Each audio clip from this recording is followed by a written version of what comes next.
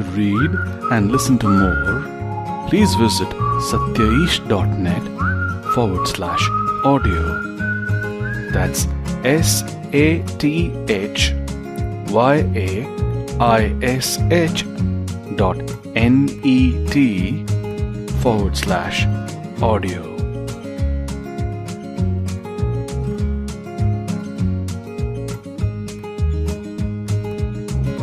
Waiting, a poem by John Burroughs.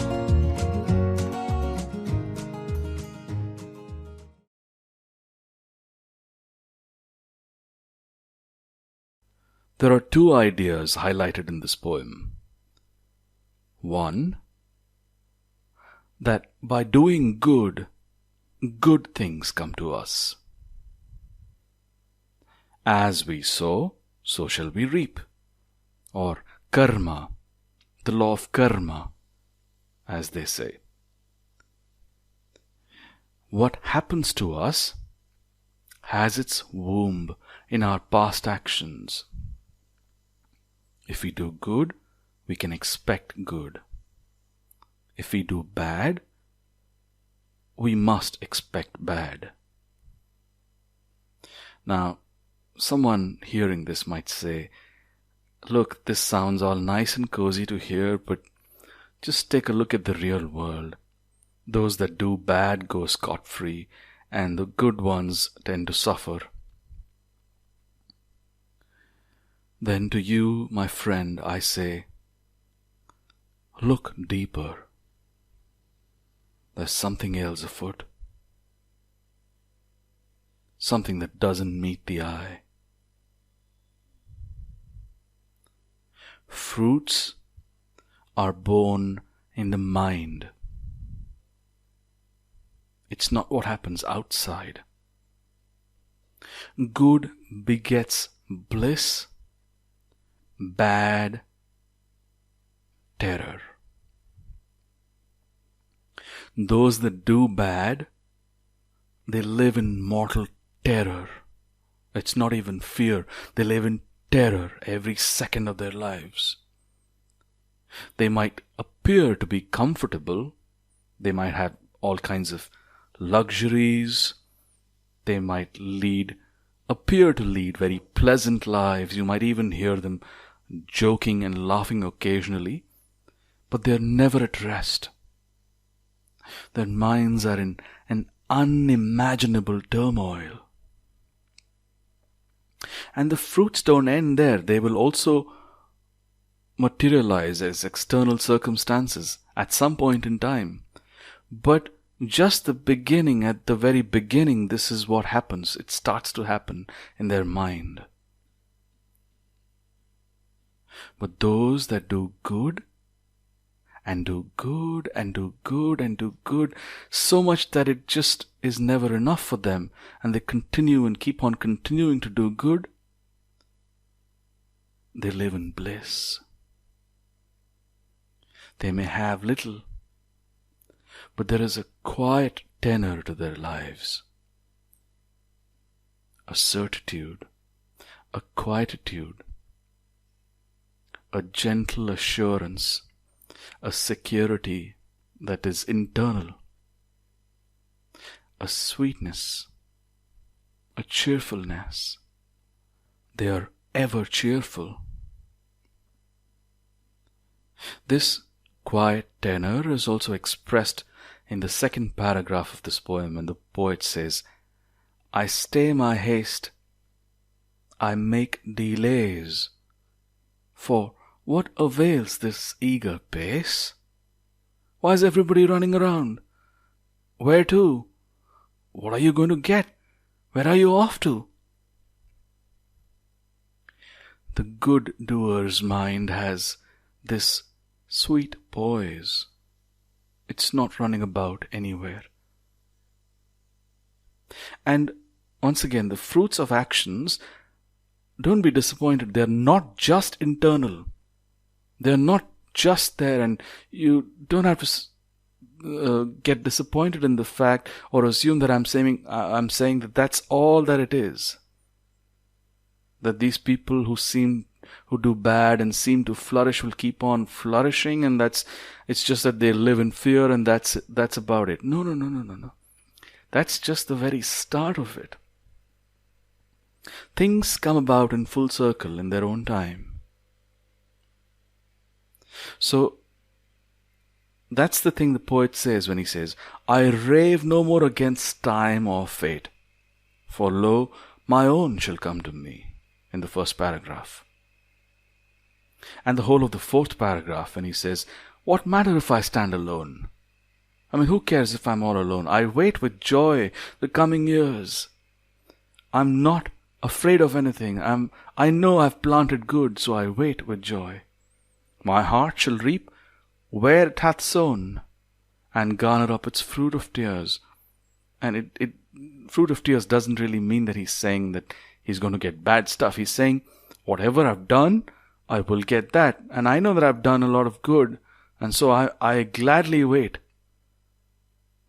And if I've done a little bit of naughty stuff, I'm going to get a little bit of tears. And the last two lines that end the poem also echo the same sentiments, or the same truth, in fact. Nor time, nor space, nor deep, nor high can keep my own away from me.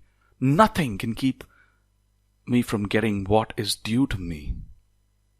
So he's kind of understood this law of karma and nailed it down in his life and implemented it. The second point that this poem highlights is that this quietude that comes from doing good, it develops a certain nonchalance in the man towards whatever life may throw at him. And that's the kind of security, that's the ultimate security we're all looking for, right? No matter how rich a person is, how much they spend on their security detail, there is no real security in life.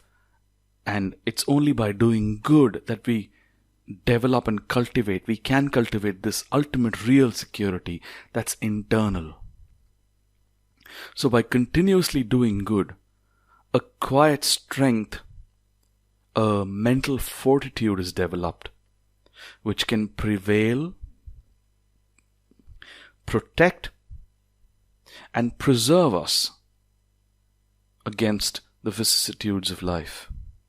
As the poet says, nor care for wind, nor tide, nor sea, in the first paragraph. I don't care what comes now.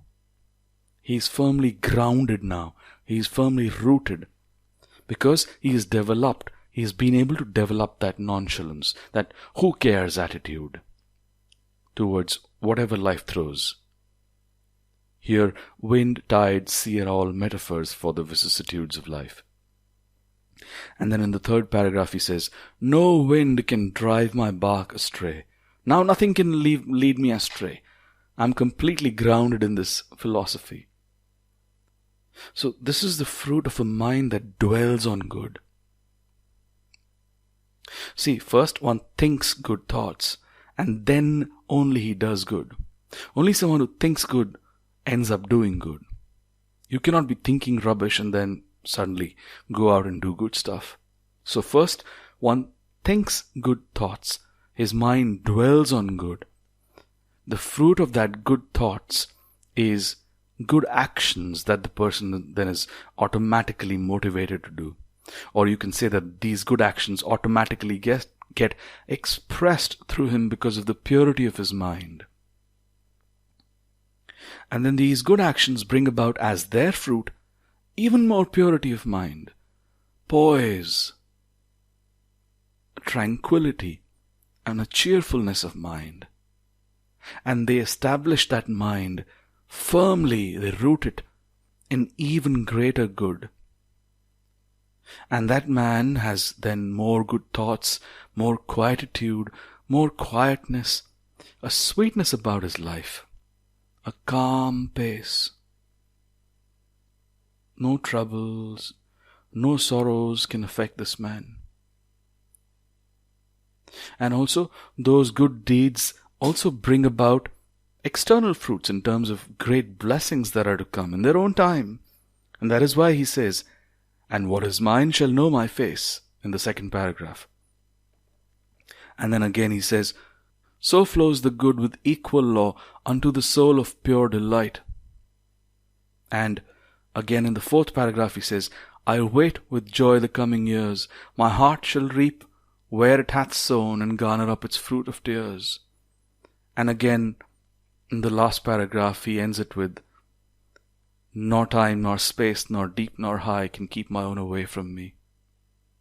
So it's like that song that reminds me of, Que sera, sera, what will be, will be. So what is to come, will come. There is that understanding in such a mind that is rooted in good. So such an understanding then completely roots out the fear of future, which is what almost every one of us lives with, right? What's going to happen tomorrow? By doing good, that fear is gotten rid of.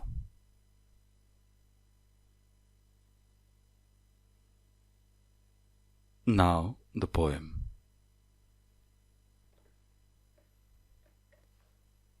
Serene, I fold my hands and wait, nor care for wind, nor tide, nor sea. I rave no more against time or fate, for lo, my own shall come to me. I stay my haste, I make delays. For what avails this eager pace? I stand amid the eternal ways. For what is mine shall know my face.